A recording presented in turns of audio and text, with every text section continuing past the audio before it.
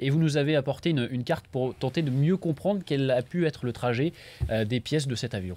Voilà, alors, effectivement, qu'est-ce qui s'est passé il y a 16 mois? Il y a 16 mois, grâce au fameux ping, donc là on voit la carte, hein, grâce au fameux ping du satellite, on a calculé toutes les heures où se trouvait, dans un grand cercle, où pouvait se trouver cet avion. C'est l'arc noir que vous voyez en bas où il y a marqué arc à 7 heures. Donc les Australiens estiment, et c'est là où ils ont cherché, estiment que l'avion est tombé par là. Qu'est-ce qu'ils ont fait? Ils ont largué des bouées, des petites bouées rouges, des petites bouées qui sont en rouge là-dessus, qui étaient détectées par satellite. C'est elles que l'on voit, qui ont été photographiées jour par jour depuis 16 mois et qui se sont déplacées de manière à pouvoir savoir où c'est allé. Si on part d'un arc qui est faux au départ, on est bien d'accord que ça ne va pas nous apporter beaucoup de solutions. Là maintenant, c'est l'inverse qui va être fait.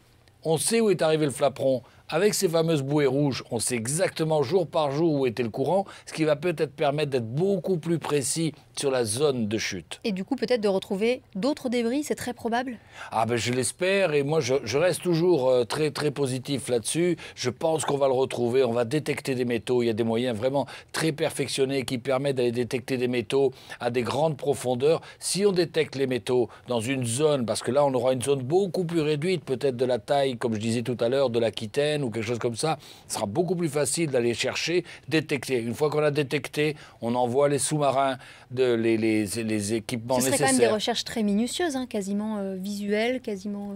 Ah ben, c'est exactement comme vous, sur un champ, vous cherchez quelque chose, vous allez aller du côté droit au côté gauche du champ, mètre par mètre, comme ça en balayant. Eh bien, on va faire exactement la même chose avec des bateaux, de manière à chercher dans une zone, bien sûr, qui n'est pas un champ, qui est beaucoup plus grande, et je suis certain qu'on va trouver quelque chose.